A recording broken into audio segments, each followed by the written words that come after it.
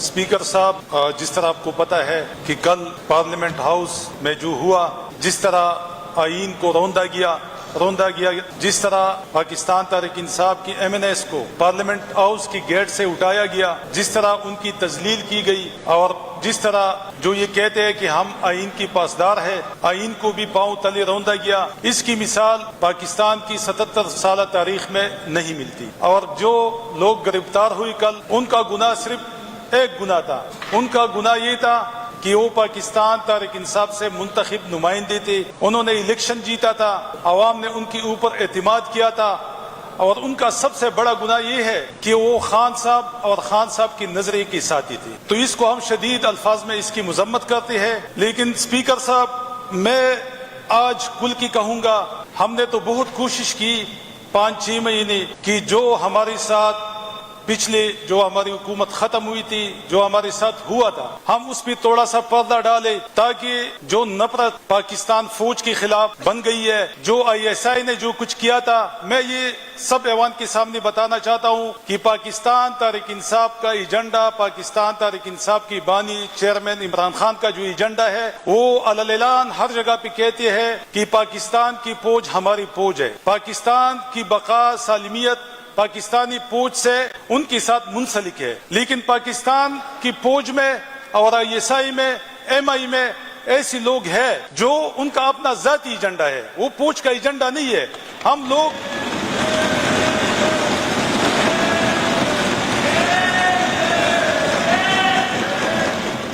हम कभी भी अपनी फौज को डिग्रेड नहीं करेंगे, लेकिन उन फौजियों को जो बॉर्डर पे लड़ते हैं, उन फौजियों को जो इस मुल्क की बका और सलामती के लिए लड़ते हैं। लेकिन ये जो चंद लोग हैं, जो 1 दर्जन से ज्यादा लोग नहीं है, जो बुग़्ज़ इमरानी में मुब्तला है, और वो लोग जो पाकिस्तान फौज को बदनाम कर रहे हैं वर्दी पहनकर, जो पाकिस्तान की बुनियादों को खोखला कर रही है, जिसने पूरी 1-1.5 साल 2 साल पाकिस्तान की आवाम के खिलाफ जिन्होंने कार्रवाइयां की, और मैं उसकी एक की सबूत दूंगा। जनाब स्पीकर साहब, पिछले जुलाई को 20-21 जुलाई को मेरे घर पे रेड पड़ता है, उसमें नकाबपोश ISI के लोग होते हैं, उसमें MI के लोग होते हैं, और वो रेड जो है वो पुलिस उसको जो है ना उसको लीड करती है। DSP मुझे कहता है उसको बुलाओ, यहाँ पे कुरान पे हाथ रख के वो मुझे कहता है कि मिंगौरा सर्किट हाउस से ये देखो, मुझे मैसेजेस आ रही है, मुझे गालियां मिल रही है कि डॉक्टर अमजद के घर में घुस के उनके बेडरूम की तस्वीर निकालो, इनकी खवातीन को बेइज्जत करो, उनको सोशल मीडिया पे लेके आओ। और जब मैं वो मेरे सामने रो रहा था कि हम क्या करें डॉक्टर साहब, अगर हम ये नहीं करते तो वहां पे सर्किट हाउस में जो लेफ्टिनेंट कर्नल बैठा हुआ है वो मुझे धमकियां दे रहे हैं, अगर आपने इस तरह नहीं किया तो आपकी खवातीन के साथ मैं इस तरह सलूक करूंगा। तो मुझे बताओ कि ये जो ISI वहां पे बैठी है और ये जो चंद लोग बैठी है, ये इसलिए बैठी है कि ये हमारी खवातीन की बेइज्जती करे, ये हमारे बच्चों को उठाए। और उसी रात 8 बजे मेरा बेटा उठाया जाता है, और स्पीकर साहब उसकी उम्र क्या है? उसकी उम्र 11.5 साल है। मुझे बताओ, सियासत मैं कर रहा हूँ, मेरा बेटा सियासत नहीं करता, वो तो स्कूल का स्टूडेंट था, 5वीं क्लास का जुमात में पढ़ता था। अच्छा, उसको उठाया जाता है, उसको और मेरी हुजरे से 4-5 बंदों को और भी उठाया जाता है, और पुलिस जो रेड में शामिल होते हैं वो अलग कहती है, वो इल्जाम लगाते हैं कि हम ISI वाले हमारे साथ है, जो नकाबपोश है, जिन्होंने मास्क लगाई है, जो कपड़ों में आई है, ये जो है ISI के लोग हैं, उनसे जाके पूछे कि क्यों उन्होंने इसका नाम लिया, और उसको 1112 में डाला जाता है, और उसके सर पे नकाब डाला जाता है मेरी बेटी की, और मेरी बेटी और मेरे साथ बार्गेनिंग होती है। मुझे अननोन नंबरों से कॉल आती है कि आप या सियासत छोड़ दे या खान को छोड़ दे, वरना आपकी बेटी को हम मार डालेंगे। मुझे बताओ, हमारी मुल्क की जो एजेंसियां, हमारी मुल्क की ये ISI की लोग, ये इसलिए बैठे है कि पॉलिटिशियन की नजरें को चेंज करे,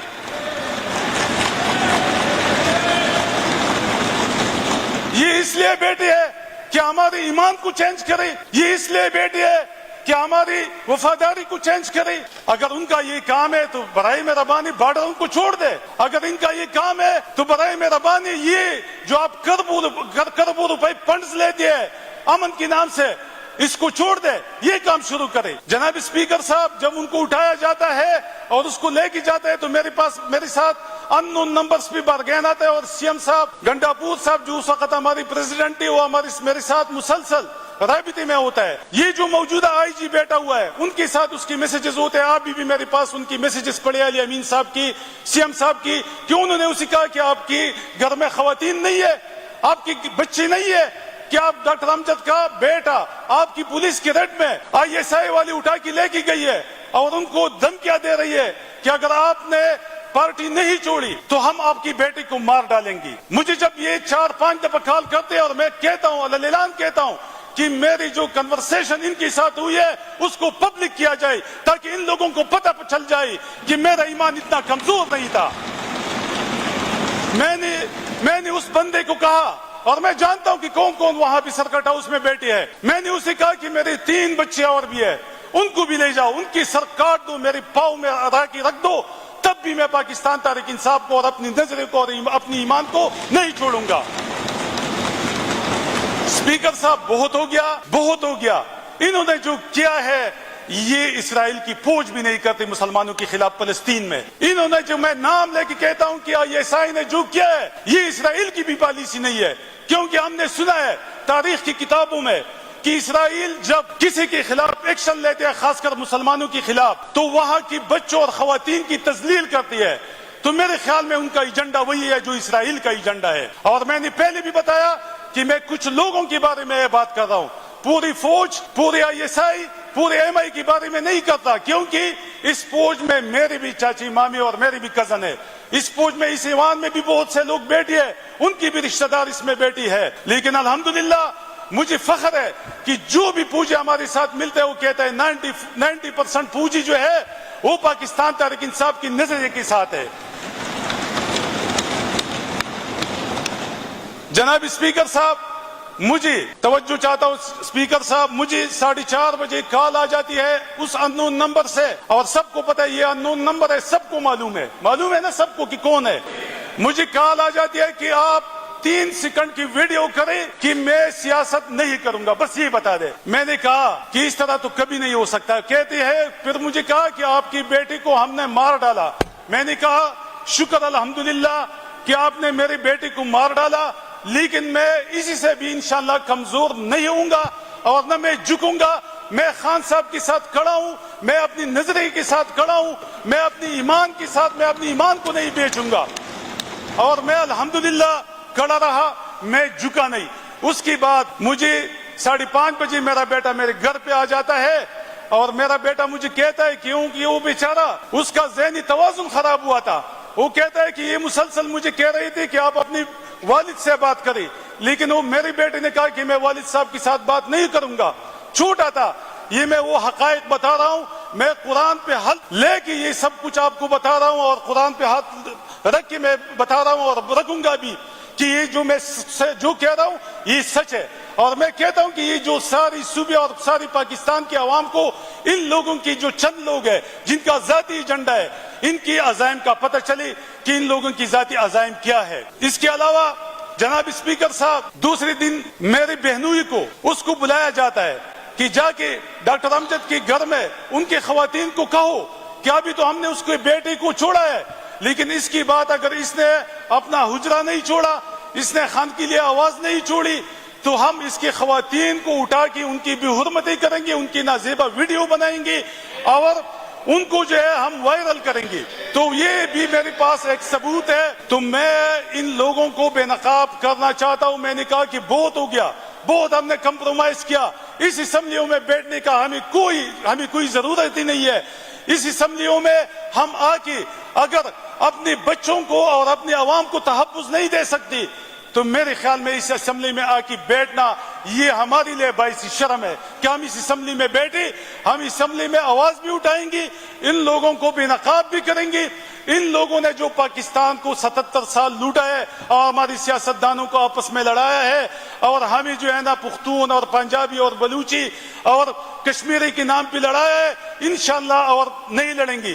ہم یہ جو ایوان بیٹھی ہے, یہ جو ہماری حکومت اراکین بیٹھی ہے اور جو اپوزیشن والی بھی میرے ساتھ ایگری کریں گی کہ ہم نے قربانی دینی ہے, چاہے وہ ہماری شہادت پہ ہو, چاہے وہ ہمارے نقصان پہ ہو, چاہے وہ ہماری خواتین کی بے عزتی پہ ہو, یہ کرے اپنا کام. لیکن ہم نے اس پاکستان کی بقا کے لیے, اس پاکستان کی سالمیت کے لیے یہ قربانی اس ایوان نے دینی ہے. اور ہم نے فیصلہ کیا ہے کہ انشاءاللہ ابھی اس کی بات نہ ہم کمپرومائز کریں گے.